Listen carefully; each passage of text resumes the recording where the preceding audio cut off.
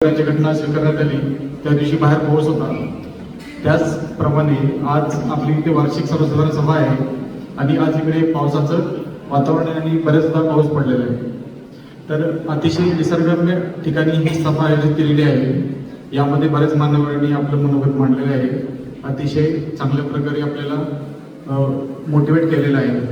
तर ह्या मोटिवेशन सोबत आपल्याला काम करताना बऱ्याच गोष्टींची आवश्यकता लागणार आहे. तर स्टेप बाय स्टेप मी तुम्हाला बऱ्याच गोष्टी सांगणार आहे की ज्या गोष्टी ग्राउंड लेवलवर काम करताना म्हणजेच स्थानिक पातळीवर काम करताना, जेव्हा मी संचालनालयामध्ये काम करत होतो तेव्हा आपले आयुक्त होते कुलकर्णी सर. त्यांचं दरवेळी एक वाक्य ठरलेलंच असायचं की क्षेत्रीय पातळीवर काम करणे अतिशय भूषणास्पद आहे. कारण कुलकर्णी सर स्वतः हे उपजिल्हाधिकारी म्हणून कार्यरत होते आणि ते वेगळ्या राज्यातल्या वेगळ्या भागात त्यांनी काम केलं होतं. ज्यांच्या हातावर आपण जवळपास अनुकंपा नियुक्त्या जवळपास 30 पर्यंत नियुक्त्या कुलकर्णी सरांनी स्वतः त्यांच्या सैन्य दिलेल्या आहेत. तर अतिशय चांगलं काम सरांनी त्या काळामध्ये केलं. तर सांगण्याचा उद्देश हा आहे की अनुकंपाबद्दल आपण बोलणारच आहोत, पण क्षेत्रीय पातळी म्हणजे नेमकं काय, स्थानिक स्वराज्य संस्था म्हणजे नेमकं काय, मित्रांनो आपल्या कर्मचाऱ्याला अधिकाऱ्यांना समजत नाही. त्यामुळे आपल्याला अडचणी येतात. तर आपण सगळ्यात महत्त्वाचा राज्यामधला 50 ते 55% शहरीकरण झालेल्या ॲडमिनिस्ट्रेशनचा महत्त्वाचा भाग आहोत याची जाणीव आपल्याला नसते. याचं एकमेव कारण काय आहे की छोटे विषय आपण घेऊन आपण मनामध्ये नाराजगी पाळतो. जसं 1 महिना पगार उशिरा होतो, 1 महिना पगार उशिरा होतो किंवा सहाय्यक अनुदान उशिरा येते म्हणून आपलं कर्तृत्व कमी ठरत नाही. त्यामुळं सगळ्यात आधी आपण हे डोक्यात पकड ठेवा, 1 नाही 2 महिने. बऱ्याच ठिकाणी पण म्हणजे बऱ्याच जिल्हा परिषद आहे, वेगळ्या स्थानिक स्वराज्य संस्था आहेत, महामंडळ आहेत. मित्रांनो 1 महिना पगार उशिरा होतो म्हणून आपण बिलकुल नाराज व्हायचं कारण नाही. आणि जे महसूल म्हणा किंवा इतर विभागामध्ये आपण जाऊन बसतो, कुठल्याही कामानिमित्त जातो आणि आपण आपल्या विभागाची तिथे बुराई करतो. सांगण्याचा उद्देश आहे की जेव्हा आपण वरिष्ठ कार्यालयामध्ये जाता जिल्हा लेवलवर, तेव्हा आपण आपल्या म्हणजे एकीकरण आपल्यामध्ये दिसत नाही. जसं उदाहरणामध्ये नगरविकास विभाग सगळ्यात टॉप लेवलवर आहे. तुमच्या माहितीसाठी सांगतो की नगरविकास विभागानंतर येते डीएमए नंतर येतं जिल्हाधिकारी कार्यालय, जिल्हाधिकारी कार्यालय नंतर येते नगर परिषद. जवळपास 60% जर शहरीकरण पकडलं तर 60% कार्यालय सगळे आपले नगर परिषद नगरपंचायतीचे आहेत. पण जो नगर परिषद नगरपंचायतमध्ये काम करणारा स्टाफ आहे त्या स्टाफच्या सेवाविषयक बाबींमध्ये बिलकुल म्हणजे चांगलेपणा दिसत नाही.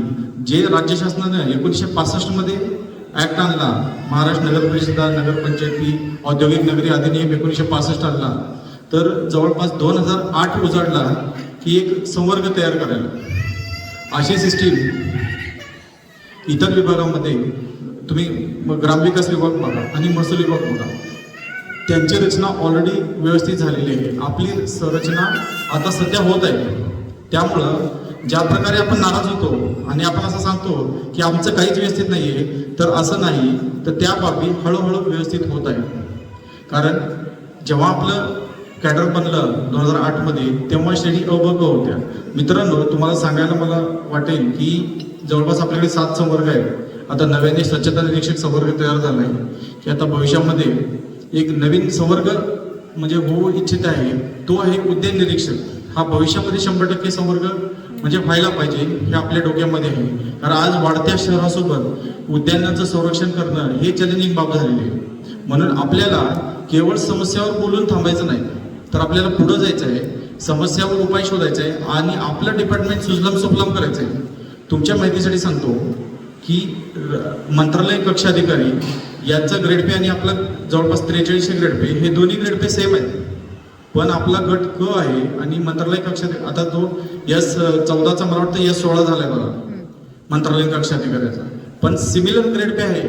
जर आपला गट बदलला तर मंत्रालयातले कक्ष अधिकारी आपल्या गटावर ह्याच्यावर, जर मंत्रालयाचं कक्ष अधिकाऱ्याचा गट आणि आपला जर गट जर सेम केला ना तर बरीच लोक आपल्याकडे प्रतिनियुक्तीने येतील.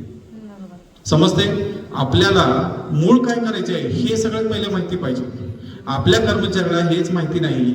मला एक सांगा, सरळ ज्या कर्मचाऱ्याच्या वेतन स्लिपवर हे लिहिलेलं आहे की 5/220 228 किंवा 5/220 235 किंवा 9 300 34 800 4200 4300 4400 याचा सरळ सरळ अर्थ आहे की तो 100% शासकीय किंवा निमशासकीय आहे.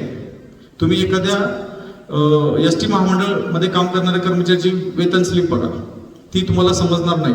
पण नगर परिषद मध्ये काम करणाऱ्या नगरपालिका कर्मचाऱ्यांची जरी बघितली तरी तुम्हाला ती वेतन स्लिप लगेच समजेल. ऑलरेडी आपण इतकं नकारात्मक जितकं चित्र तयार करतोय इतकं नकारात्मक चित्र नाही. बऱ्याच सकारात्मक बाबी आहे ज्यावरती आपल्याला राज्य शासनाची वेतन श्रेणी लागू आहे. मी हे जनरल बोलतोय, संवर्ग आणि नॉन संवर्ग बद्दल आपण वेगळ्याने बोलणार आहोतच. तर ज्या कर्मचाऱ्यांना हे पे स्केल लागू आहे ना ते कर्मचारी ऑलरेडी सुपात आहेत. एस टी महामंडळ घ्या, फूड कॉर्पोरेशन घ्या, केंद्र शासनाची महामंडळे घ्या, वेगळी महामंडळे घ्या, ते आणि आपल्यामध्ये खूप फरक आहे. ज्याही आपल्याला गोष्टी आहेत त्या सरसकट लागू होतात. जसं 7वा वेतन आयोग, 8वा वेतन आयोग आहे तो राज्य शासकीय कर्मचाऱ्यांना डायरेक्टली लागू होतो, आपल्या संवर्ग कर्मचाऱ्यांना सुद्धा डायरेक्टली लागू होतो, यात काही दुमत नाही. पण आपल्या संवर्गामध्ये बरेच लोक असे आहेत की ते डायव्हर्स बॅकग्राऊंड आलेले आहेत. काही एमपीएससीचा अभ्यास करत होते, काही माजी सैनिक आहेत, काही म्हणजे दिव्यांगमध्ये आहे, काही वेगळ्या म्हणजे आरक्षणाचा लाभ घेऊन पुढे आलेले. तर यांच्या ह्याच्यामध्ये एक वाक्यता नाही. जर एखाद्याने आपल्याला प्रश्न विचारला की तुम्ही कुठले कर्मचारी आहेत तर आपण दोन्ही सांगतो, शासकीय आहे तर शासकीय नाही, निमशासकीय आहे तर निमशासकीय नाही. सिंपल तुम्हाला मी एकच सांगू इच्छितो, शासकीय आणि निमशासकीय मध्ये काय फरक. नगर परिषदचे कर्मचारी हे निमशासकीय आपण म्हणू शकतो, बरोबर आहे. त्यांना वेतन श्रेणी राज्य शासनाप्रमाणे आहे पण त्यांचे नियुक्ती प्राधिकारी स्थानिक लेवलवर आहे. त्यामुळे ह्याच्यात कुणालाच दुमत नाही. नगर परिषदचा लिपिक हा निमशासकीय आहे असं आपण 100% डोक्यामध्ये क्लिअर कट ठेवायचं. शिपायापासून ते लिपिक असो, वरिष्ठ लिपिक असो, नगर परिषदेमध्ये काम करणारा संवर्ग कर्मचारी हा 100% शासकीय. आता फक्त जे डिपार्टमेंटल जे एरर झाले ते सुधारायचं काम आपल्याला करायचं आहे. त्या जे एरर झाले ते त्या एररच्या वेळची जी परिस्थिती आहे ती आता त्याच्यात आपण जाऊ इच्छितो का? कोणते साहेब होते त्या साहेबाचं नाव घेऊन आपल्याला काही साध्य होणार नाही. तर ज्या कोणी व्यक्तीने हे केलेलं आहे तर त्या व्यक्तीने हा उदात्त हेतू लक्षात ठेवून केलेला आहे. ज्या आपल्या वेतन श्रेण्या आहेत ह्या वेतन श्रेण्याला प्रचंड विरोध डीएमएचा होता किंवा खालच्या लोकांचा म्हणजे इतर विभागातल्या लोकांचा किंवा जीएडी मधल्या म्हणा, लॉ अँड ज्युडिशरी म्हणा. तर ह्या जे संवर्ग तयार केला त्या संवर्ग तयार करताना की अतिशय म्हणजे कठीण परिस्थितीमध्ये त्यांनी काम करून हे वरच्या वेतन श्रेण्या पास केलेल्या आहेत. तर त्यावेळेला काय झालं होतं की वित्त विभागाला म्हणजे बायपास करून डायरेक्ट मुख्यमंत्र्यांची सही घेतली होती. आता मला एक सांगा, जर मुख्यमंत्र्यांची सही आहे, आता समजा सीओने सही केली आणि आपण सही नाही केली तर ते पत्रक निर्मित होत नाही का? सिम्पली होतं की नाही? वित्त विभाग हा मुख्यमंत्र्यापेक्षा मोठा आहे का? तर ऑब्विसली नाही. सेम सिच्युएशन आपले मुख्याधिकारी हे पद त्याच कलमान्वये आलेलं आहे ज्या कलमान्वये संवर्ग अधिकारी पद आले. तर हे काय ह्याची सगळं तुम्हाला माहिती आहे, मी ज्या डिटेलमध्ये जाणार नाही. आपल्या डोक्यात फक्त काय झालेलं नाहीये, 309 खाली आणलेलं नाहीये. जे मुख्याधिकारी संवर्गाचं सुद्धा 25 जानेवारी 2023 ला गॅझेट काढून त्यांच्यामध्ये पण ती दुरुस्ती करून 309 खाली आणलेलं आहे. पण मुख्याधिकारी पद हे आता मला सांगा, लोणावळा नगर परिषद, महाबळेश्वर नगर परिषद, पाचगणी नगर परिषद हे कोणी स्थापन केलं? माथेरान अहो साहेब, ह्या नगर परिषदा इंग्रजांनी स्थापन केलेलं आहे. त्यामुळे ते पद त्या जुन्या काळापासून ते मुख्याधिकारी त्याच्यामध्ये आहे. म्हणजे 7व्या वेतनमध्ये मुख्याधिकारी पदाचा समावेश आहे पण 309 खाली अधिसूचित नाहीये. म्हणजे ते शासकीय कर्मचारी होणार नाहीत का? शासकीय कर्मचारी म्हणजे जो कर्मचारी सेवामधून पगार घेतो तो झाला एक प्रकारचा शासकीय कर्मचारी आणि दुसरा जो सेवाविना घेतो. आता सिमिलर तुम्हाला मी उदाहरण सांगतो. समजा IAS अधिकारी आहे. IAS अधिकारी हा केंद्र शासनाचा कर्मचारी आहे, सगळ्याला मान्य.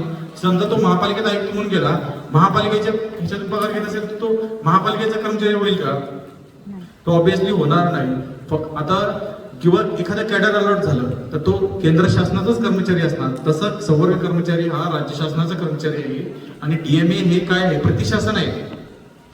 आपल्या कर्मचाऱ्यांच्या म्हणजे बऱ्याच काय होतंय की आपण चुकीचे मेसेज म्हणजे इतर डिपार्टमेंटच्या लोकांना देतो जे आपल्याला द्यायचं नाही. फक्त 309 आपल्याला झालेलं नाही, ज्याची प्रक्रिया चालू आहे त्याच्यावर डीएमए कडूनही काम होत आहे. आजपर्यंत डीएमए कडून कधीही 309 बाबतचा प्रस्ताव गेला नाही. आणि का गेले नाही? आपण विनाकारण डीएमए ला दोष देऊन उपयोग नाही. तर आपलं कॅडर एकीकरणच झाले 2018 मध्ये. कॅडर 2008 मध्ये जरी स्थापन झालं तरी श्रेण्या वेगळ्या वेगळ्या ज्या होत्या, श्रेण्या आणि बरेच लोक म्हणतात की ह्या श्रेण्या कशा केल्या. अहो श्रेणी आवश्यक आहेत हे सगळ्याला पटते. नगरपालिका काम करताना जर सगळे एका श्रेणीचे झाले तरी प्रॉब्लेम होईल. या कारणास्तव मी डिफेंड करत नाही, मी सांगतोय की या कारणास्तव त्यांनी श्रेणी अ ब क बनवलेले आहेत. कारण नगर परिषदचा एरिया मोठा आहे. आज जर तुम्ही प्रत्येक नगर परिषदची जनगणना होऊ द्या, जनगणनेमध्ये सगळं नगर परिषदचा आकृती बदलून जाणार आहे. मुळामध्ये आपणच आपल्या डिपार्टमेंट प्रती नकारात्मक भावना ठेवतो, त्यामुळे कोणतीही गोष्ट होत नाही. तर पहिला मुद्दा जो आपला होता तो 309 बाबतचा, मुख्याधिकारी आणि सवर कर्मचारी हे सिमिलर आर्टिकल खाली आहेत, त्यांचं 309 झालेलं आहे, आपलं 309 होणार आहे. याबाबत संघटना वेळोवेळी फॉलोअप करणार आहे आणि आपण त्याबाबत म्हणजे बऱ्याच अंशी पुढे गेलेलं आहे. आपल्याला माहिती आहे की मुख्याधिकारी संघटनेचे अतिशय डॅशिंग आणि म्हणजे कर्तृत्ववान अधिकारी आपल्या सोबत आहेत, की ज्यांनी वेळोवेळी आपल्याला मार्गदर्शन केलेलं आहे. ते अध्यक्ष असतील, सचिव असतील, कुणाचं नाव घेऊन कुणाचा कमीपणा किंवा मोठेपणा आपल्याला करणे उद्देश नाही आहे, पण त्यांच्याकडून आपल्याला बऱ्याच गोष्टी शिकायच्या आहेत. आता ते पुढच्या मुद्द्यावर पण जाणार आहे. त्यामुळे जे 309चं करून घेणार संघटनेमार्फत ते खूप प्रयत्न चालू आहेत.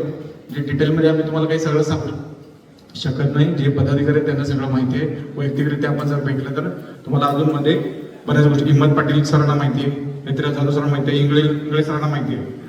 तर टॅक्सवाल्या तर प्रत्येक व्यक्तीला माहिती आहे, कारण टॅक्सवाले कर्मचारी ऑलराऊंडर आहेत, जे सगळीकडे काम करतात. त्यांना अडचणी माहिती आहेत, उपाय माहिती आहेत, बाळवाट माहिती आहे, टेबलाखालून माहिती आहे, टेबलावरून माहिती आहे. ठीक आहे, तर आपण जास्त पुढे जाणार नाही. तर शासकीय कर्मचारी कळलं, 309 कळलं, संघटना मान्यतेची अडचण आपल्याला कळलेली आहे, त्याच्यावर पण आपण काम करत आहोत. DMA मधले सहकारी आपले अतिशय हुशार आहेत. केवळ मनोज पाटील नाही, फक्त मनोज पाटील ओपनली बोलतोय म्हणून तुम्हाला दिसतो, पण असे बरेच लोक आहेत, जोडी आहे, मिरगळ आहे, पारखे आहे, बरेच कर्मचारी काम करतात विनाकारण. आपल्या कुठल्या गोष्टींमध्ये वर्क व्हायला पाहिजे ते पण मी तुम्हाला सांगणार आहे. जसं विभागीय चौकशी आहे, आपल्या कर्मचाऱ्यांनी जास्तीत जास्त म्हणजे आयडियल बिहेवियर ठेवा, कुठल्या ह्याच्यामध्ये अडकू नका. म्हणजे सगळ्यांनी करण्याला विरोध नाही. मुख्याधिकारी संवर्गाचा कुठल्याही कामाला म्हणजे तुम्ही मुख्याधिकारी बघा, कुठल्याही गोष्टीत निर्णय घ्यायला बिलकुल घाबरत नाही. आपल्या संवर्ग कर्मचाऱ्याला सांगितलं तर त्याचा पहिला बी शंका कुशंका असते. पहिले तो आपल्या अंगावर न घेता दुसऱ्याच्या अंगावर टाकला जातो. हे भावना बिलकुल आपण ठेवायची नाही. तर बरेच बघा की नगर परिषदमध्ये आपल्याला सगळ्यांना माहिती आहे, जस्ट डिटेलमध्ये आपल्याला जायचं नाही. आता आपण 2 मुद्दे झाले. तिसरा मुद्दा आपण बोलणार आहे स्वीयत्तर सेवा किंवा आपलं प्रतिनियुक्ती. जे कर्मचारी तुम्ही मला सांगा, आपल्याकडे प्रतिनियुक्तीवर गेलेले पण कर्मचारी आहेत, फायरचे लोक आहेत, की सूर्यवंशी म्हणून कर्मचारी जो कुठे गेला, पनवेल मनपाला गेला, प्रतिनियुक्तीवर तोच कर्मचारी जाऊ शकतो जो कर्मचारी शासकीय. आधी कधी ऐकलं का तुम्ही लोणावळा नगर परिषदचा लिपिक मंत्रालयात प्रतिनियुक्तीवर गेला? बिलकुल नाही, असं होत नाही. राज्य शासकीय कर्मचारी प्रतिनियुक्तीवर जाऊ शकतो. त्यामुळे आपण प्रतिनियुक्तीवर कुठेही जाऊ शकतो. बरोबर आहे. पुणे महानगरपालिका बऱ्याच महिला आहेत पती पत्नी एकत्रीकरणमध्ये पुणे मनपा PCMC मनपाला जाऊ शकतो. पण सध्या आपल्याला जायचं आहे का? ऑब्विसली नाही, कारण आपल्याकडे नॉलेज नाही, एक्सपिरियन्स नाही, आपल्याकडे बऱ्याच गोष्टींची कमतरता आहे. आपण स्वतःला समजतो खूप हुशार, पण आपण तेवढे कॉम्पिटंट अप टू मार्क नाही. ठीक आहे, आता त्याच्यावर आपण पुढे बोलणार आहे. तर ह्या सगळ्या गोष्टी आपल्याला ठेवायच्या. प्रतिनियुक्ती आपण करू शकतो, जाऊ शकतो, पण प्रतिनियुक्ती नाही. आपलं जे मुख्याधिकारी समोर म्हणतायत की महासंघ करा, महासंघ करा, एकत्र करा, मला सांगा सगळ्यात जास्त जी स्ट्रेंथ आहे ना, ती स्ट्रेंथवर त्यावर पुढचं धोरण ठरतंय. आपलं टार्गेट केवळ संवर्ग कर्मचारी आहे का? नाही, आपल्याला खालच्याला सुद्धा लिफ्ट द्यायचे, खालच्याला सुद्धा वर न्यायचं आहे. कारण राज्यातल्या सर्व महानगर परिषदांचा आकृतीबंध, महानगरपालिकांचा आकृतीबंध वेळोवेळी दुरुस्त झालाय, पण नगर परिषदांचा, नगरपंचायतीचा झाला नाही. तुम्हाला साधं सिंपल उदाहरण सांगतो की नगर परिषदा, नगरपंचायती, तुम्ही प्रत्येक नगर परिषदेला बघा की श्रेणी ब ची पदं जास्त आहेत. DMA ने सुद्धा एंट्री म्हणजे आतून ते वरच्या श्रेणीचे पदं वाढवायला स्टार्ट केले. आपल्याकडे सगळे बोलतात की जसं SIचं आहे की श्रेणी क ची पदं जास्त आहेत, टॅक्सचं आहे श्रेणी क ची पदं जास्त आहेत, प ची पदं कमी आहेत. तर हे जे मिसमॅच आहे, हा मिसमॅच भरून काढण्यासाठी आपण प्रयत्न करतोय, संघटनेकडून करतोय, वैयक्तिकरित्या करतोय, सर्व बाजूने आपण करतोय. तर त्यावर त्याही बाबतीमध्ये येणाऱ्या काळामध्ये बदल होणे आवश्यक आहे. आणि जे आपल्याला करायचं आहे आणि जे श्रेणी क मध्ये आहे त्याच्यासाठी पण पदोन्नतीबाबत म्हणजे प्रयत्न आपले अंतरिम चालू आहेत. तेही तुम्हाला या निमित्ताने सांगतो. ठीक आहे, त्याच्यानंतर पुढचा मुद्दा आहे की बरेच जण धारणाधिकाराबद्दल कन्फ्युज आहेत. धारणाधिकार म्हणजे ज्या पदात सिलेक्ट झाला त्या पदाचा धारणाधिकार पद सोडल्यावर सुद्धा 2 वर्ष राहू शकतो. समजा मी टॅक्स मध्ये आलो, मी इतर डिपार्टमेंट सगळं झालं तर मी जाऊ शकतो. दर 2 वर्षात माझं मन बदललं तर मी परत येऊ शकतो. ते आहे याचा अर्थ धारणाधिकार. कळलं? कारण त्याच्यामुळे हे पण एक कन्सेप्ट आपल्याला क्लिअर ठेवा. हे सेवाशास्त्री नियमामध्ये आहे, हे वाचायचं आहे. कुठली आपल्याला बरेच जण बघा माहिती नसेल तरी पण चुकीची माहिती पसरवत करतात. तसं करायचं. धारणाधिकार आपण वाचला असेल तर सांगायचं, नाही तर सांगायचं नाही. मी थोडं वाचलंय, थोडं सांगितलं. जास्त डिटेलमध्ये तुम्हाला सेवेच्या सर्वशास्त्री नियमामध्ये वाचायचं आहे. त्याच्या पुढं दुसरा महत्वाचा मुद्दा आपल्याला सांगायचे की जेव्हा टॅक्सवाल्या लोकांना जास्तीत जास्त मला सूचना आहे की टॅक्स आणि लेखावाल्या टोटल तुम्ही जे 150 दिवसाचं ड्राईव्ह आहे, हे 150 दिवसाची मोहीम आहे, हे ह्याच्या मागे कोण आहे? तर ह्याच्या मागे एकच आहे हुशार अधिकारी आहे, ते म्हणजे श्रीकर परदेशी.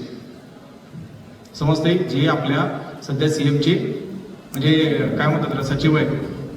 तर त्या श्रीकर परदेशी साहेबाला आणल्यामुळं पहिले 100 दिवस आले, आता 150 दिवस, मे बी पुढे 200 दिवस येईल. पूर्ण टोटल रिफॉर्म होते बघा. सांगण्याचा उद्देश आहे की केवळ अधिकाऱ्याच्या माध्यमातून रिफॉर्म होऊ शकतो. आपल्या हातात नगरपालिका आहे, आपण नगरपालिकाच बदलायची. आता आम्ही लोरवा नगर परिषदमध्ये कार्यरत आहे. पहिलं काम आम्ही हाती घेणार आहे आकृतीबंध दुरुस्ती करायचं, आणि दुसरं काम हाती घेणार आहे हातदवड करायचं. बरोबर आहे? आजूबाजूचे गावात जास्तीत जास्त सामील करा, म्हणजे जास्तीत जास्त पदं वाढतील तर पुढे खालच्याचंही भलं होईल ना. एक मुकादमा आहे 100 सफाई कामगार. प्रमाण चुकतंय की नाही चुकतंय? एक कॅडरवाला आहे आणि त्याच्या हाताखाली म्हणजे आता अशी परिस्थिती आहे काही नगर परिषदेमध्ये की कॅडरचे लोक जास्त आहेत आणि लिपिकांची संख्या कमी आहे. समजते? तर हे उलट प्रमाण झालेलं आहे. हे प्रमाण बदलणं आवश्यक आहे. कोरवर आपल्याला म्हणजे भर द्यायचे. वर तोडेंगे फोडेंगे जोडेंगे दिखा देंगे ह्याला अर्थ नाही. आणि कुठल्याही वरिष्ठ अधिकाऱ्याच्या चांगले गुण घ्या. सीओ आहेत आपले, सीओ कडून चांगलं शिकायचं ते शिकायचं. हो, नकारात्मक भावनेने सीओ आमच्यावर अन्याय करतात, रडत राहत होणे काळाची गरज नाही. आता मी स्वतः 88चा आहे, 6-7 वर्ष नोकरी झाली. आता माझ्याकडे किती वर्ष उरले? 2046 21 वर्ष उरले. शेवटचे 5 वर्ष सोडून द्या, कारण ते सेवा पुस्तक भरण्यातच जमा करण्यात जातील. उरलेले 10-15 आहे. 10-15 खूप लिमिटेड टेन्युअर आहे. ह्या लिमिटेड टेन्युअर मध्ये तुम्हाला काम करायचे, काय करायचे, बदल करायचे, त्या अनुषंगाने प्रयत्न करणं आवश्यक आहे. आता हे झाला ओव्हरऑल सर्व्हिसचा. आता एका नगरपालिकेत आपल्या टेन्युअर किती? 3 वर्ष आहे. पहिले 4 महिने तर ओळख होण्यात घातली, पुढचे 4 महिने नगरसेवकाशी खुशामत करण्यात घालवले, पुढचे 2-4 महिने महसूलवाल्यांची म्हणजे हे करण्यामध्ये खुशामत करण्यात अजून घालवायचे. असं बिलकुल करायचं, कुणाचीच खुशामत करायची नाही. नगरसेवक एवढा मोठा व्यक्ती नाही, एवढं लोड घ्यायचं नाही. ते कामच करायचं नाही, ते जोडाजोडीचं पण. आमदार साहेब आले, गेला आमदार साहेब दिवस. बरोबर आहे? आमदार साहेबाचं काम उद्घाटन करायचं आपलं काम नाहीये. करू दे सीओला. क्विक फास्ट ठरवायचं आपल्याला, बाजूला व्हायचे. मूळ इश्यू समजून घ्यायचं, पुढे जायचं, वाचायचं. 2 पानं जास्त वाचा. आलेली जीआर एक नोंद उभी करायची, रोज आलेली जीआर घ्यायचं, वाचायचं आणि त्यातून आपल्याला काही फायदा होतो का बघायचा. हे संवर्गाने करणं आवश्यक. संवर्ग कर्मचारी म्हणजे नायब तहसीलदारच्या इक्विव्हॅलंट ग्रेड पे. पण आपला कर्मचारी नायब तहसीलदारला दोघांना थांबवा. कॉन्फिडन्स मध्ये तुम्ही फरक बघा. मान्य आहे, हा कॉन्फिडन्स गट क मुळे आपल्याला गट कच बदलायची पहिली गोष्ट. पण त्याच्यात अडचणी कशा आहेत?